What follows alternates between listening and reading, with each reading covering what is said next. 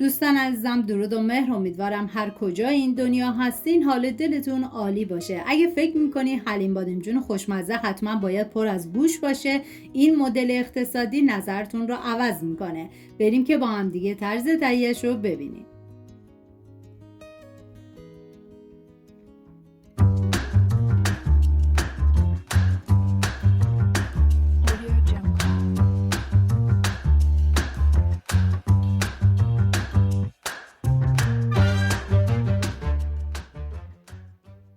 ...250 گرم برنج نیمدونه رو از 2 ساعت قبل خیس کردم. داخل قابلمه مقداری آب ریختم. بعد از به جوش اومدن برنج رو بهش اضافه میکنم. 1 قاشق چایخوری هم زردچوبه. سعی کنید که حتما از برنج نیمدونه استفاده کنید. هم میزنم و زمان میدم تا برنج بپزه. توی این فاصله میریم سراغ بادمجون. نیاز به 2 کیلو بادمجون داریم. پوستش رو گرفتم. طبق ویدیو برش بزنید. بادمجونی که من استفاده میکنم نیاز به گرفتن تلخی نداشت، ولی شما اگه بادمجونی که استفاده میکنید نیاز به گرفتن تلخی داشت، به هر روشی که راحت هستید تلخی بادمجون رو بگیرید. داخل تابه مقداری روغن ریختم. بعد از داغ شدن بادمجون رو بهش اضافه میکنم. بعد از اینکه سرخ شد از روغن خارج میکنم.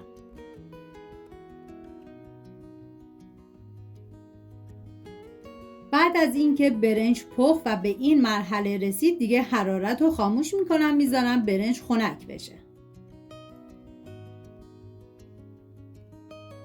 ما نیاز به 7 عدد پیاز داریم که با استفاده از دنده درشت رنده میکنم. این غذا برای 10 نفر در نظر گرفته شده. شما بر اساس تعداد نفرات مواد رو کم یا زیاد کنید. من اندازه ها رو هم در طول ویدیو میگم، هم داخل دیسکریپشن نوشتم.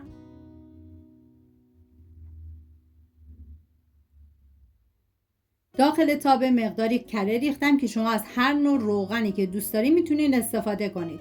بعد از داغ شدن پیاز رنده شده رو میریزم داخل تابه.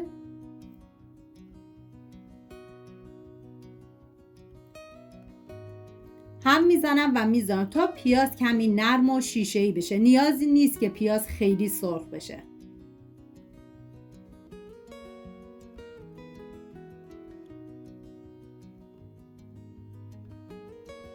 6 حبه سیر درشت رو با دنده ریز رنده میکنم. سعی کنید که حتما از سیر تازه استفاده بکنید، چون عطر و طعم این حلیم بادمجون رو فوق العاده خوشمزه تر میکنه.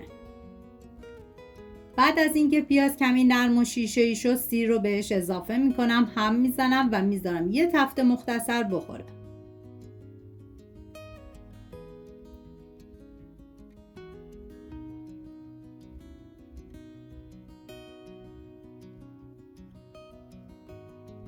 نوبت اضافه کردن ادویه هست، شامل زردچوبه، نمک، فلفل سیاه، پودر تخم گشنیز و پاپریکا.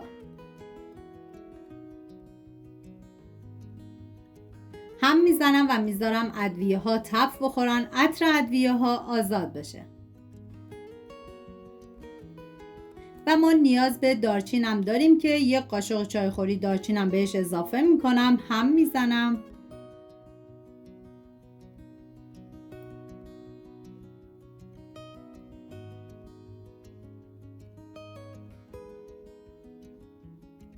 و 10 گرم نعنای خشکم میریزم و هم میزنم که فقط با مواد مخلوط بشه. نیازی نیست که بخواد خیلی تف بخوره.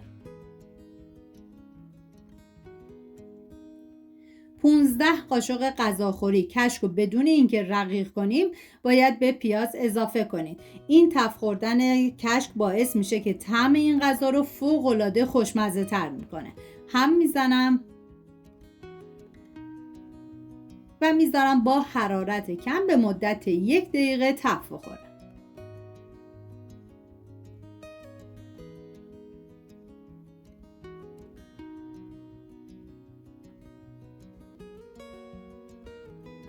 برنج پخته شده توی مرحله به بقیه مواد اضافه میکنم. بافت این حلیم بادمجون کاملا کش داره و فوق العاده خوشمزه. بهتون پیشنهاد میکنم که حتما امتحانش کنید. هم میزنم تا همه مواد با هم دیگه مخلوط بشن و بادمجون سرخ شده رو هم اضافه میکنم.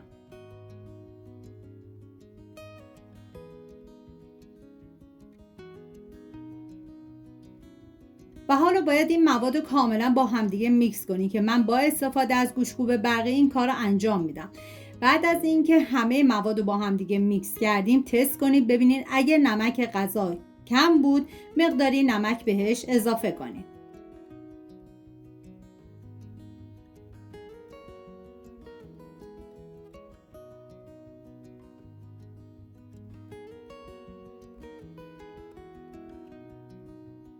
هم میزنم و 10 دقیقه دیگه میذارم با حرارت کم این غذا بپزه و آماده بشه.